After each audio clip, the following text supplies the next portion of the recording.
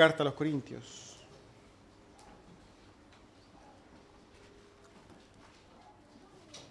Primera carta a los Corintios, vamos a estar leyendo en el capítulo 14. Vamos a continuar la lectura del capítulo 14.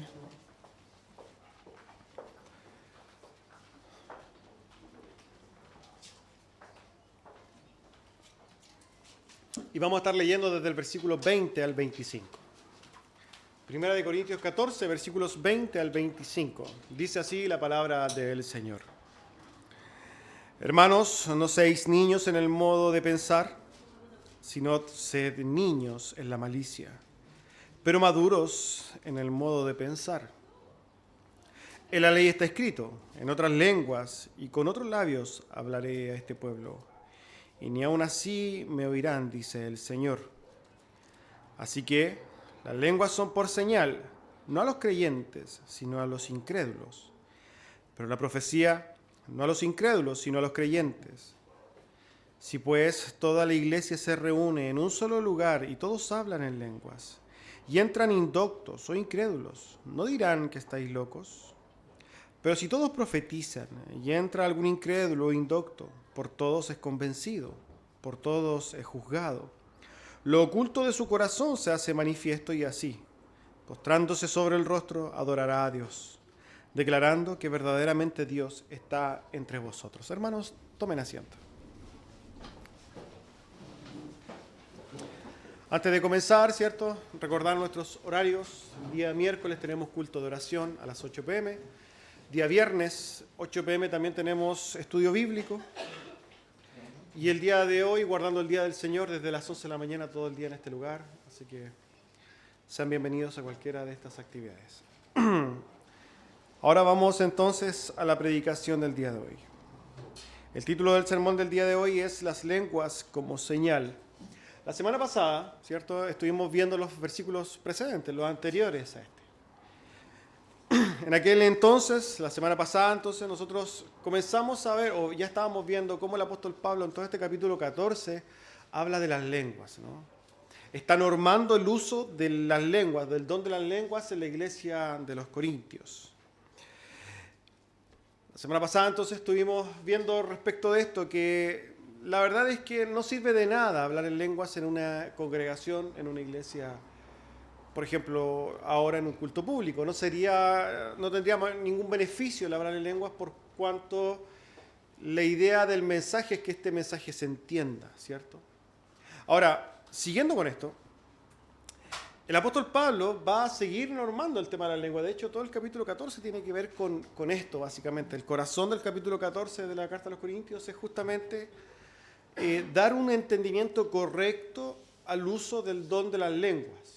A ver, nosotros particularmente tenemos una postura al respecto. Nosotros abrazamos el cesacionismo, creemos que el don de lengua no está vigente, pero creemos que de esto también podemos rescatar cosas, ¿no? Principios bíblicos que están ahí introducidos, están en la Escritura y que obviamente son de beneficio para nosotros.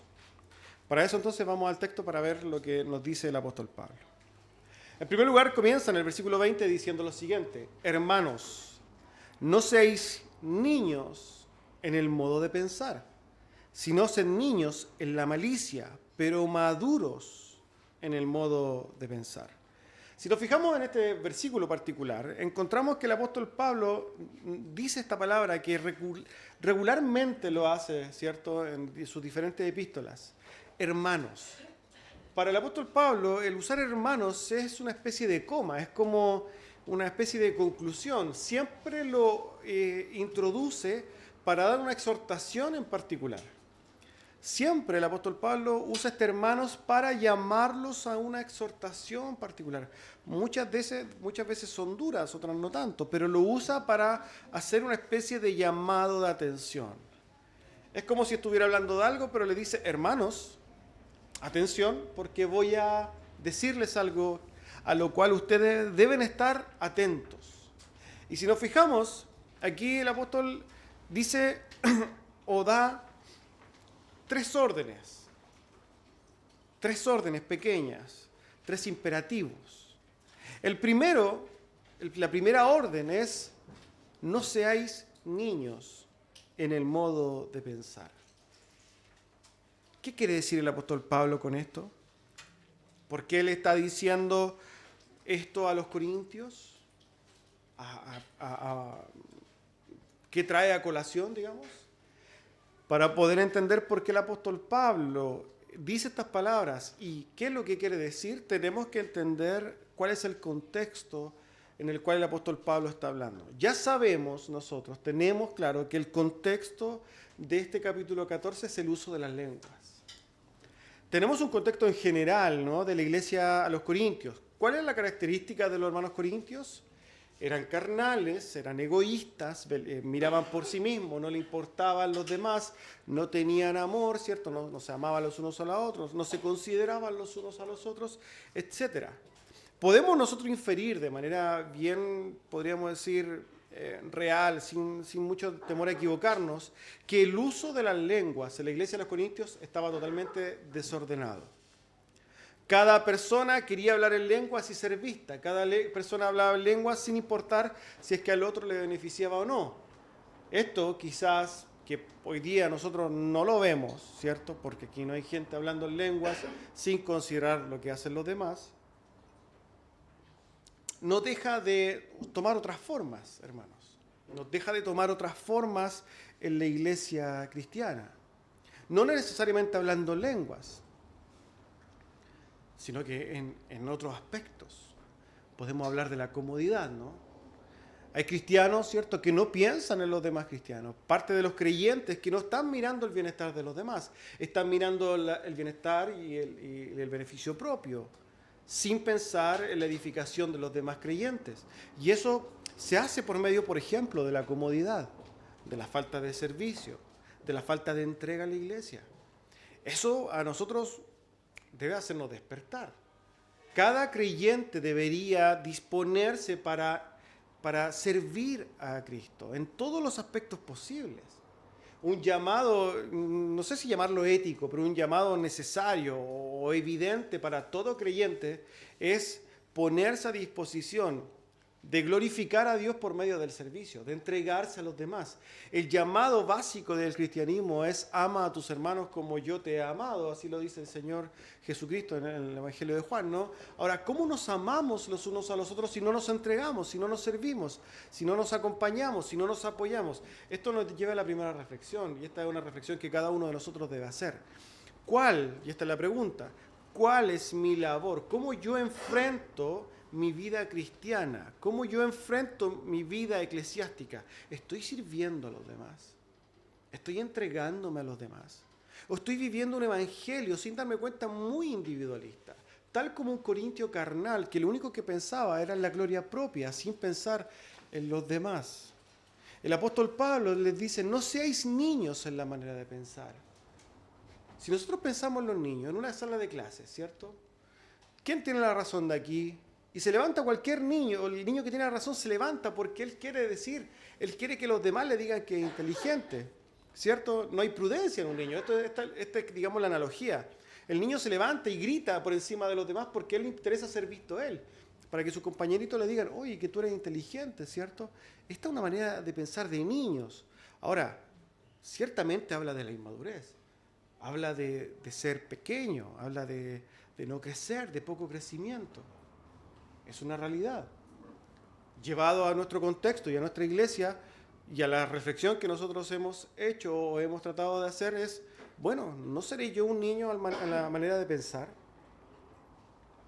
¿No estaré pensando yo como niño al desarrollarme en la iglesia de Cristo? ¿No estaré yo siendo, cierto, ese niño que necesita atención en vez de ser el adulto que cuida a los demás? La verdad es que todos somos llamados a ser ese hombre, esa mujer madura, entregada a servir a los demás. No la princesita de la iglesia, no la intocable de la iglesia. Lamentablemente la gente se acerca a la iglesia y en su inmadurez es muy fácil de ser herida. El otro día alguien compartió en un estado una sentencia muy, muy cierta. Al cristiano inmaduro es muy fácil de herir. El cristiano inmaduro es muy fácil de herir y muy difícil de hacerlo trabajar. En general, nosotros si pensamos en una iglesia hay personas maduras y personas inmaduras. ¿Cuál es el anhelo del apóstol Pablo? Que todos lleguen a la madurez, como lo dice Efesios. Que todos lleguen también a la unidad del entendimiento, del conocimiento de Cristo, de una vida piadosa. La idea nuestra es avanzar hacia la madurez, o nosotros deberíamos retroceder hacia la inmadurez. Una iglesia madura, una iglesia que ha crecido en entendimiento, en servicio, en amor, es una iglesia hermosa, que se sostiene en el tiempo, que crece, que se edifica, que tiene a creyentes que están de alguna manera siendo edificados continuamente, prósperos espiritualmente, hablando del espíritu, del alma. Por el contrario, una iglesia donde son puros e inmaduros es una iglesia carnal, una iglesia como se mostraba la iglesia de los Corintios, cada uno tomando por sí, ¿cierto? Cada uno pensando en su comodidad propia. Hermanos, eso es incompatible con el verdadero cristianismo. El verdadero cristianismo apunta a entregarnos los unos a los otros en servicio, a morir a mí mismo, a morir a lo que yo quiero, a mi comodidad, a mi estado, ¿cierto?, de reposo. No, hermanos amados. Tenemos que crecer, tenemos que avanzar. El apóstol Pablo comienza entonces diciendo, no sean niños en este sentido. Sean niños para algo, para la malicia. El segundo mandamiento, el segundo imperativo. Sean como niños para hacer lo malo. ¿Qué implica esto, cierto? Que para hacer algo malo, en general, nosotros podríamos decir, bueno, es que la verdad es que de nuestro corazón nace hacer cosas malas. Nosotros somos malos. Generalmente la maldad nace de nuestro corazón, los pensamientos, etc. Pero el ejercicio mismo de la maldad, cuando esta maldad se hace evidente, se hace práctica, ya requiere algún grado de pensamiento, de maduración, de pensamiento, de obviar ciertas cosas. Por ejemplo, un ejemplo práctico. Si yo sé que andar a 128 kilómetros por hora es malo, ¿no?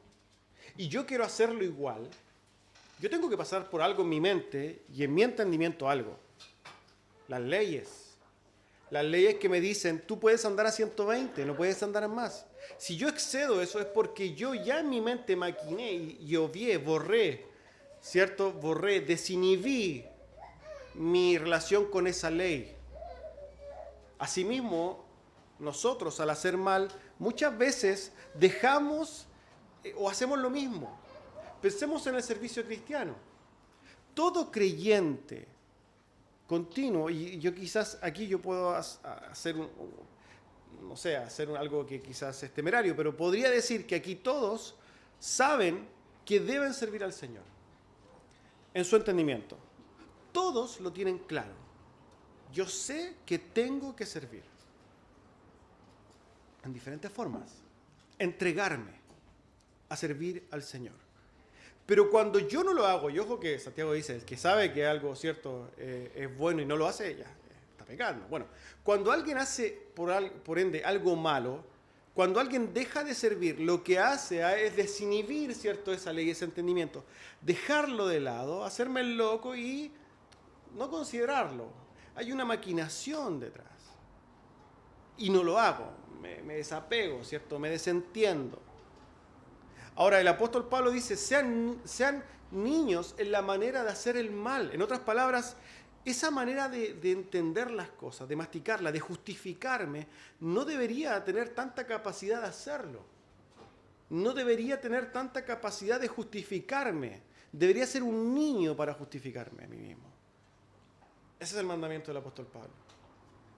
Por un lado, no sean niños en la manera de pensar, pero sí sean niños en la manera de ir al mal. Concluye con la tercera orden que podemos ver. Sean maduros en la forma de pensar. Si bien hablamos de que un niño en la manera de pensar es un niño al moverse, ¿cierto?, en la fe, de pensar, de entender la fe. Bueno, ¿cómo será entonces una manera madura de entender la fe? Pensemos en alguien maduro. Quizás un ejemplo muy, muy práctico de la madurez cristiana, el apóstol Pablo, ya que él está escribiendo esta carta. El apóstol Pablo, ¿no? El apóstol Pablo es un hombre maduro en la fe, un carácter probado, un hombre que entiende lo que Dios quiere, la voluntad de Dios revelada. La pregunta que le haríamos al apóstol Pablo, apóstol, ¿qué es lo que tendría que hacer? Si él estuviera parado aquí, ¿qué nos diría? Nos diría lo mismo que nos dice sus epístolas, hermanos. Sírvanse, ámense, mueran a sí mismos, dejen su comodidad, entréguense para la gloria de Dios, dejen de mirarse a sí mismos, miren a los demás, ámense, sufran, no sean envidiosos, no se envanezcan, etc. Todo apunta a algo y es a entregarnos para la gloria de Dios, entregar nuestros cuerpos, como dice efectivamente Romanos 12, nuestros cuerpos en sacrificio vivo, santo, agradable a Dios. Hermanos, ¿por qué no lo hacemos? ¿Por qué nos comportamos muchas veces como niños inmaduros en la fe? ¿Por qué no hacemos nosotros quizás los locos a nosotros mismos? No nos autojustificamos. No es el camino que nosotros debemos recorrer. Encontramos, por tanto, que lo primero que dice el apóstol Pablo es que nosotros maduremos, hermanos, crezcamos. Y aquí el apóstol Pablo une esto para decirles maduren respecto, ya sabemos contextualmente, de un tema, el uso de las lenguas. No sean inmaduros en el uso de las lenguas. Si tú sabes que, como yo ya te he enseñado, dice el apóstol, usar las lenguas cuando no hay intérprete es algo absurdo y malo, ¿por qué lo haces? Alguien que se levanta aún sabiendo esto, se levanta en la iglesia y empieza a hablar en lenguas, está obviando el mandamiento y la orden y la enseñanza del apóstol Pablo, y en ese sentido está siendo muy adulto en la manera de pensar para el mal, no pensando maduramente. ¿Por qué? Porque un cristiano maduro diría, bueno, el apóstol Pablo, con autoridad apostólica, está poniendo en nosotros enseñanza. Yo, que soy un cristiano maduro, lo voy a tomar y lo voy a hacer. Voy a tomar esta enseñanza y la voy a poner en práctica. Eso es lo que el apóstol Pablo está enseñando. Y él les dice entonces, como de alguna manera, en otras palabras, no es que yo les esté enseñando algo, sino que la ley dice, y así se introduce el versículo 21. Versículo 21, en la ley está escrito, en otras lenguas y con otros labios hablaré a este pueblo, y ni aun así me oirán, dice el Señor. El apóstol Pablo se va a citar al profeta Isaías, no de manera ordenada,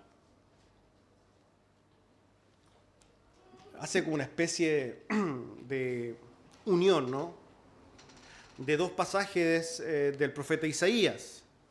Si nosotros buscamos este texto literal, completo, no lo vamos a encontrar en la Escritura. En otras lenguas y con otros labios hablaré a este pueblo, eso lo encontramos por un lado, pero otro lado dice que oirán y no, o sea, me van a oír, pero no van a hacer caso, digamos, eso aparece en otro lado de Isaías. El punto es el siguiente. El apóstol Pablo deja claro que el mandamiento que él está poniendo es bíblico, está en la Escritura. Y que básicamente este uso de las lenguas tiene un propósito en particular. No es como lo entendían, ¿cierto?, quizás los creyentes corintios, y como nosotros vemos que muchos evangélicos hoy día creen y entienden el don de las lenguas. Fíjense que, como dice ese texto, en otras lenguas y con otros labios hablaré a este pueblo. Ojo con esto. El apóstol Pablo va a enseñar que esto no es para la iglesia. En otras palabras, no es a mi pueblo, querido, amado, salvado, es al pueblo en general. Fíjese lo que dice, o cómo deberíamos entenderlo. El Señor dice por medio de su palabra que en lengua extranjera le va a hablar a ciertas personas y estas personas no van a oír. Por tanto, no son creyentes, ¿cierto? En otras palabras, con otros labios le hablaré a este pueblo, pero aún así no me van a entender. Esto es lo que está diciendo el Señor. El apóstol Pablo entonces cita esto de Isaías, para darle a entender algo a los corintios. Las señales, versículo 22. Así que, una especie de conclusión, las lenguas son por señal, no a los creyentes. Las lenguas no son señales a los creyentes, sino a los incrédulos. Pero la profecía no a los incrédulos, sino a los creyentes. El apóstol toma el texto de Isaías, lo une, ¿cierto?, y da una conclusión. El uso de la lengua ciertamente es una señal, pero no es una señal para la iglesia. No es de beneficio para la iglesia. No es el propósito final de la iglesia en esto.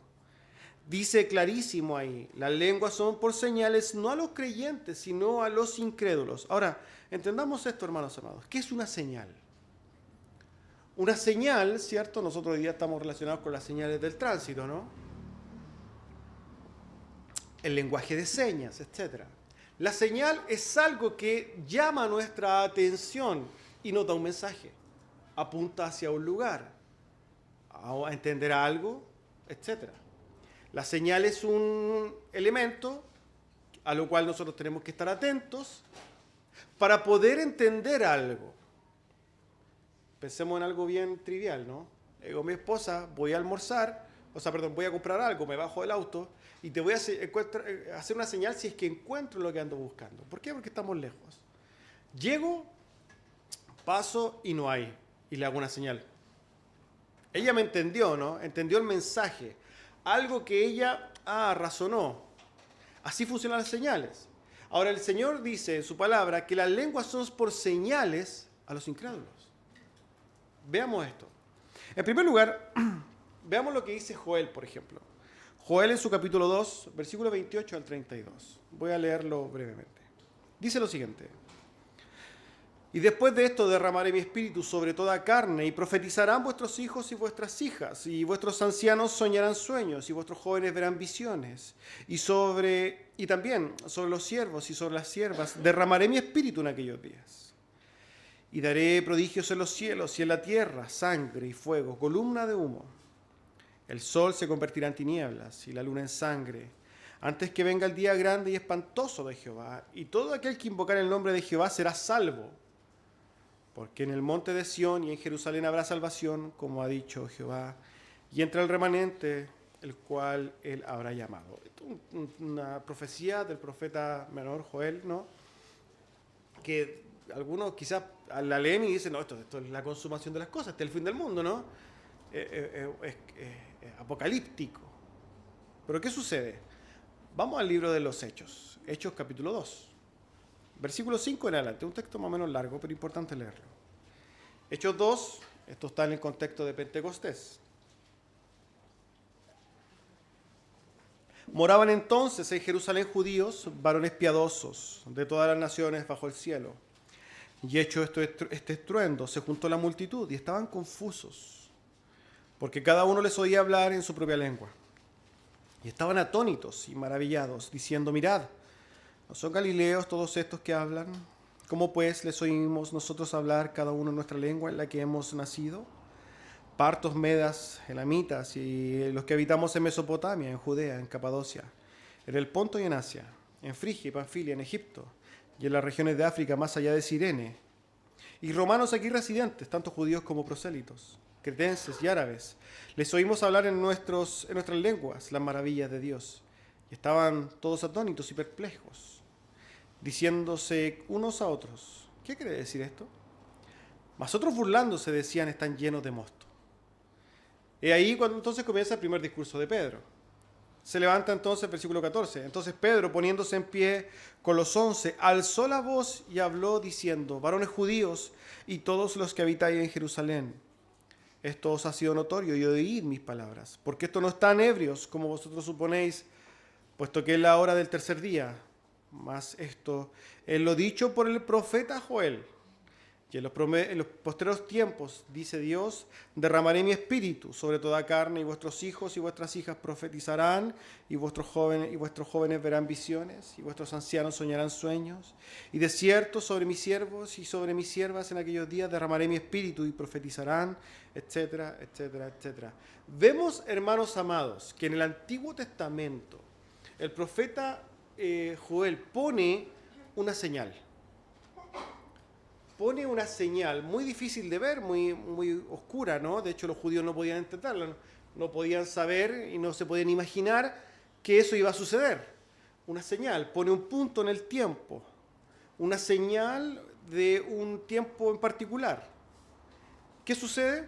Viene Hechos 2, el momento de Apocalipsis, de Pentecostés, y se levanta entonces el apóstol Pedro y dice, la señal llegó. La señal que dio Joel ya se manifestó. Entonces ahora se va a cumplir lo que justamente está diciendo el Señor. Va a haber derramamiento del Espíritu, la señal que quizás los judíos deberían estar pensando que esto iba a ser quizás la consumación de las cosas, la restauración de Israel, etc. Era algo que nunca entendieron, nunca pudieron ver realmente, sino que tuvo que venir el apóstol Pedro para decirles: miren, lo que acaba de suceder es el cumplimiento de una señal que Dios dio hace muchos años atrás. Ellos ahora podían tener esa señal. ¿Y qué es lo que hicieron? Hablaron en lenguas. Cumplió su propósito justamente el hablar en lenguas. Era una señal para los incrédulos, los que estaban ahí, que decían que eran varones piadosos, judíos de todos lados. Hermanos, no eran creyentes. No eran creyentes. Varones piadosos se les describe en la Biblia a hombres que se habían relacionado con el judaísmo, que eran prosélitos básicamente, que eran gentiles, que se habían acercado entonces a la fe judía, pero no eran creyentes, eran inconversos.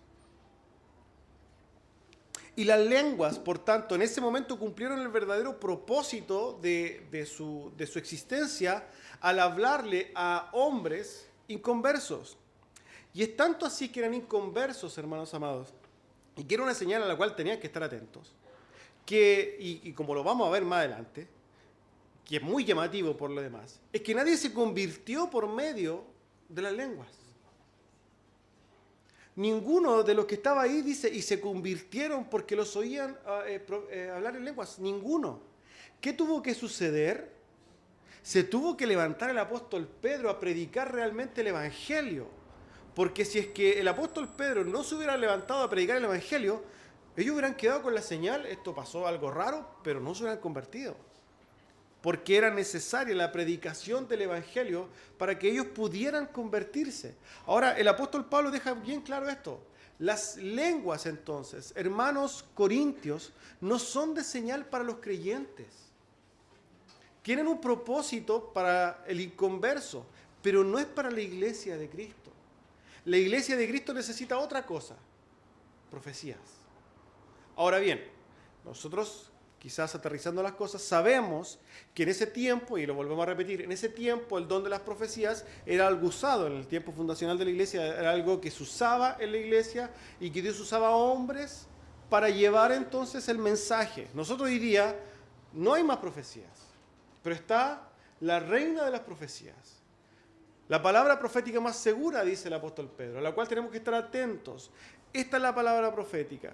Si llevamos este texto al día de hoy, es para la iglesia de Cristo, para el culto general, no lenguas, pero sí escritura. No lenguas, sí la palabra de Dios. Esto es señal para los creyentes. Esto es algo que nosotros tenemos que seguir. La escritura sí es el norte que nosotros tenemos que caminar, no las lenguas, hermanos. Y el apóstol Pablo lo va a explicar de una manera bien simple, yéndose entonces a hablar de un culto general, de un culto de una iglesia. Versículo 23. Si pues toda la iglesia se reúne en un solo lugar y todos hablan en lenguas y entran indoctos o incrédulos, ¿no dirán que estáis locos? Esta es una realidad, ¿no? Vemos un ejemplo que tiene una pizca, ¿cierto?, de exageración. Toda la iglesia hablando en lenguas. Y entra alguien ahí, ¿qué va a decir? No, aquí están todos locos. Yo les conté que en un momento me pasó eso a mí. Yo entré a una iglesia donde todos hablaban en lengua y yo dije: están locos. Eso es lo que sucede. El apóstol Pablo tiene mucha razón. Lamentablemente nosotros vivimos en un contexto donde se aplaude esto, donde de hecho se enseña, donde se promueve, donde se dice que sería ideal que todos en la iglesia hablaran en lenguas, pensando que esto de alguna manera va a traer a los inconversos a la fe. Todo lo contrario a lo que dice la Escritura. Absolutamente todo lo contrario. Lo que dice la Escritura es que si alguien indocto entra a una iglesia donde todos están hablando cosas que son indescifrables, no va a haber conversión. Y ojo con esto porque es sumamente importante y tiene un elemento quizá muy relevante para nuestro tiempo. Vemos en muchas iglesias, pero muchas iglesias, que están llenas, repletas, y gente hablando en lenguas, pero están repletas de inconversos. Y eso es una realidad, una triste realidad. Gente que vienen, que llegan a las congregaciones, hablan en lenguas y profetizan y hacen un montón de cosas, pero en sus vidas son unos tremendos carnales, hermanos, y no tienen nada que ver con el Señor, que no entienden nada del Evangelio, que no tienen ninguna relación con el Señor. Esto lo vemos evidentemente hoy día en una iglesia contemporánea que se ha desviado de la Escritura. Que la Escritura no existe, básicamente no se entiende, ¿no? Que no pondera en lo absoluto. Que es el culto viene a ser una experiencia, ¿no? Una experiencia mística, una experiencia emocional, pero que se aleja del verdadero propósito de la iglesia, que es ser edificada mediante la predicación de la palabra de Dios. Esto es importante. Ahora bien, el apóstol Pablo pone otro ejemplo entonces. Otro ejemplo. Pero, versículo 24. Pero si todos profetizan y entra un incrédulo o un indocto, dice que por todos es convencido y por todos es juzgado. Aquí es el otro ejemplo. Por un lado entran todos en lenguas, están locos. Por otro lado todos profetizan. Y ojo que el apóstol Pablo va a decir más adelante que eventualmente podrían profetizar en la iglesia, que todos podrían profetizar en ese contexto. Pero lo ordena diciendo entonces que uno o dos profeticen y en orden, ¿no? Nosotros hoy día entendemos que ya con el canon cerrado, con la palabra de Dios, el que profetiza en general desde el púlpito es uno, ¿cierto? Obviamente el pastor de la iglesia o algún maestro designado. No es la misma dinámica, ¿cierto?, congregacional que esos tiempos. Pero el punto es este.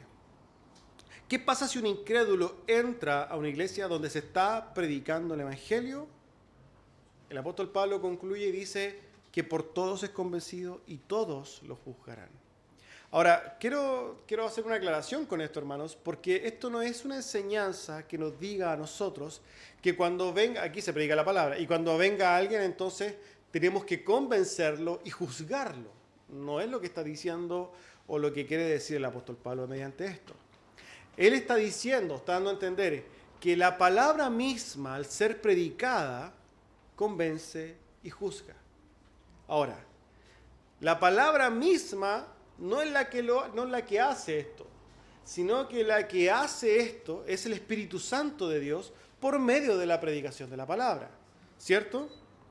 Juan capítulo 16, versículo 7 dice lo siguiente: pero yo os digo a la verdad, os conviene que yo me vaya, porque si no me fuera, el Consolador no vendría a vosotros. Mas si me fuere, os lo enviaré. Y cuando Él venga, convencerá al mundo de pecado, de justicia y de juicio.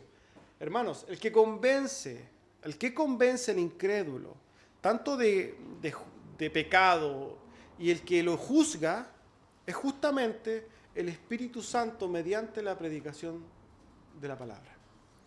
Esto es lo que está enseñando el apóstol Pablo. Cuando la palabra de Dios se predica, el Espíritu Santo va a obrar en el incrédulo para que éste entonces tenga un entendimiento de su pecado y a la vez entonces tenga claro que va a ser enjuiciado. Ahora, el apóstol va a concluir esto. Va a concluir este fragmento diciendo lo siguiente. Versículo 25. Lo oculto de su corazón se hace manifiesto. Y así, postrándose sobre el rostro, adorará a Dios, declarando que verdaderamente Dios está entre vosotros. Siguiendo lo que está diciendo el apóstol Pablo aquí, dice que cuando este incrédulo entonces entra a una iglesia de Dios, a un culto general, donde se está predicando la palabra de Dios, dice el apóstol Pablo que va a hacerse manifiesto lo oculto que hay en su corazón y se postrará sobre su rostro. Yo quiero quizás hacer una mención triste, Yo recuerdo, yo vengo de un contexto neopentecostal o algo medio raro, donde se enseñaban una serie de cosas. Y yo recuerdo claramente que se nos metía mucho miedo de nuestro pecado oculto. Y se nos decía que, ojo, cuando fuéramos al culto, porque se podía levantar un profeta y exponer nuestro pecado oculto en toda la congregación.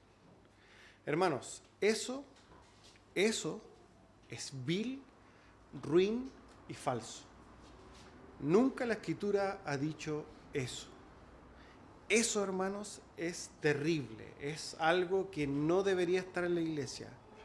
Y por lo demás, hermanos, el propósito se pierde totalmente respecto a esto. Porque ¿sabe qué? La exposición de mi pecado no debe ser, bajo ningún punto de vista, el motivo para que yo deje mi pecado. ¿Cierto? Vuelvo a repetirlo por si alguien no lo entendió. La exposición de mi pecado no debe ser la razón de que yo abandone mi pecado. No ese es el propósito. No es el fundamento de abandonar el pecado. Yo debo abandonar mi pecado no porque voy a ser expuesto. Debo abandonar mi pecado porque eso no glorifica a Dios. Porque eso no habla de un creyente. Porque Dios me está mirando y Él ha mostrado lo que hay en mi corazón. Porque eso me hace mal por lo demás. Porque mi pecado, por mucho que lo abracemos y lo tengamos como un pequeño bebé que amamos, es destructivo para nosotros. Sea cual sea, en todas sus formas, nos destruye. Nosotros debemos esforzarnos por glorificar a Dios en gratitud. Por eso debemos abandonar nuestro pecado. No por la amenaza de que alguien va a decir, oye, tú estás consumiendo droga en tu casa, no sé. Y nadie lo sabía. O tú estabas viendo pornografía. O tú eres un avaro. No, eso, hermanos, es aberrante. Y lamentablemente ocurre en las iglesias. ¿Es lo que está diciendo el apóstol Pablo? No, hermanos. Lo que está diciendo el apóstol Pablo es que efectivamente, cuando alguien es convencido de pecado, se revela lo que hay en el corazón por medio de la obra del Espíritu Santo.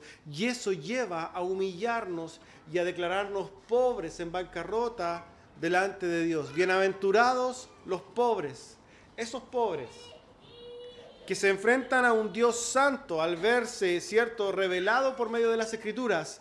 Y como lo cantábamos hace un tiempo, santo, santo, santo. Yo veo la miseria de mi corazón, lo perverso que hay en él, enfrente a un Dios santo, y por tanto ese hombre se debe postrar delante de Dios. Quizás el apóstol Pablo hace un clic, ¿no? Un clic y se acuerda de cuando él tuvo su encuentro con Dios. Él tuvo su encuentro con Dios y cayó al suelo, postrándose. Esa es la condición espiritual de todo aquel que se convierte de sus pecados a la gloria del Señor. Debe humillarse frente a la santidad de Dios al ver su perversa condición. Esto es lo que el apóstol Pablo está hablando de conversión, hermanos. Está hablando de una persona que ha pasado de las tinieblas a la luz admirable. Y ojo con esto, porque en el contexto general de la Biblia nosotros podemos entender algo. Nadie se puede convertir si no es por la predicación del Evangelio. Romanos 10, versículo 13 en adelante dice, porque todo aquel que invocar el nombre del Señor será salvo. Es una promesa para todo aquel que invoque el nombre del Señor. Pero el apóstol Pablo empieza a razonar respecto de esto y dice, bueno, ¿y cómo pues invocarán a aquel en el cual no han oído? Tiene que haber escuchado, ¿no? Tiene que haber oído esto. ¿Y cómo creerán en aquel de quien no han oído? ¿Cierto? ¿Y cómo irán sin haber quien les predique? Tiene que haber una predicación, tienen que oír, entonces, tienen que saber de qué están hablando para poder confiar en él. Si no, hermanos, no existe. Alguien entra a una iglesia donde siempre se está hablando en lenguas, pero no hay predicación, no se puede convertir, hermanos. Se puede emocionar, puede normar su conducta, puede gustarle eso, pero no se va a convertir nunca si es que no se predica el Evangelio. Seguimos leyendo Romanos 10, como está escrito, cuán hermosos son los pies de los que anuncian la paz, de los que anuncian las buenas nuevas, el Evangelio. ¿Y qué sigue diciendo? Mas no todos obedecieron al Evangelio. Porque el Evangelio, hermanos, es la clave para que nosotros podamos ser instrumentos en la mano de Dios para que personas pasen de las tinieblas a la luz admirable. En una iglesia, cuando venga un inconverso, no hay que hablar en lengua y hacer grandes manifestaciones, ¿cierto?, de poder y cosas por el estilo. El poder está en predicar a Cristo y a Cristo crucificado. Ese es el mensaje que nosotros somos llamados a dar, hermanos. predicar la palabra de Dios. Ahora bien, fíjese que nosotros entonces podemos entender que el apóstol Pablo quiere normar de una manera muy práctica, real y en cuanto al beneficio mismo que da tanto la profecía como las lenguas a la iglesia, a la congregación de los santos, a un culto, ¿cierto? Nosotros, por tanto, hermanos, tenemos que tener muy claro que las lenguas son una señal, pero no una señal para nosotros, no una señal para este tiempo, no una señal que sirva para nosotros. Para nosotros hoy día preeminentemente debe estar la palabra del Señor reinando en el culto. La palabra del Señor debe ser predicada, orada, cantada en un culto general, en un culto de una congregación. Pero esto nos lleva a una reflexión final, hermanos amados. Hoy día quizás estaba justamente meditando en este texto y estaba masticando mucho el tema de la salvación. Respecto justamente de este texto. El apóstol Pablo no trae a colación justamente traer un incrédulo al culto porque sí. De hecho, nosotros tenemos la gran comisión, ¿cierto? Mateo 28. Por tanto, id y predicar el evangelio a toda criatura, ¿cierto? Y enseñarle todas las cosas que yo he enseñado. Predicarle el evangelio a todo lo que se mueva. Hermanos, cuando nosotros hablamos de niños en la manera de pensar respecto de la fe, hablamos de niños que piensan en sí mismos, que piensan en su comodidad, que incluso se ven a sí mismos como incapaces, ¿cierto? Pero una persona madura en la fe, crecida en la fe, es una persona que medita continuamente en el Evangelio, que se esfuerza por predicar el glorioso Evangelio de Cristo, que lo entiende, que se dispone a entregarlo, que si es que está consciente de sus incapacidades o sus deficiencias, se esfuerza en crecer, sale de su lugar de comodidad. Ahora, yo quiero hacerlos meditar y quedarlos con esto para lo último. ¿Cómo nosotros somos capaces de ser indiferentes a aquellos que están a nuestro alrededor y que se están perdiendo día a día? ¿Cómo nosotros miramos con indiferencia a nuestros compañeros de trabajo, a nuestra familia, a nuestros amigos que van camino al infierno? ¿Cómo habla de nuestro corazón el saber que preferimos no pasar vergüenza o no dar el paso, ¿cierto? O no incomodar, siendo que nosotros vemos que hay gente que vive en condenación bajo la ira de Dios? Tenemos un regalo tan precioso, hermanos, algo tan glorioso que es la palabra de Dios. El mensaje del Evangelio que se nos ha sido confiado. Tenemos un tesoro. Ojo que cuando usted es creyente, abraza algo que es un tesoro. ¿Por qué nosotros no somos capaces de compartir eso a aquel que vive en tinieblas? Hay gente que vive en desiertos, hermanos, y nosotros tenemos agua abundante para ellos. Tenemos que esforzarnos, hermanos, en predicar el Evangelio. No perdamos de vista que esto realmente glorifica al Señor. Hermanos, póngase de pie, vamos a orar.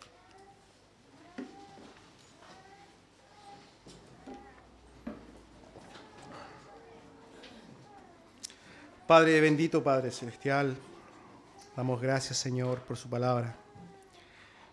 Queremos rogar que cada día nosotros vaya trabajando en nuestro carácter, que nos vaya haciendo crecer, Señor, en el entendimiento, que nos haga madurar, que nos haga, Señor, entregarnos a predicar su glorioso Evangelio, a servirnos los unos a los otros, a salir de nuestro estado de comodidad,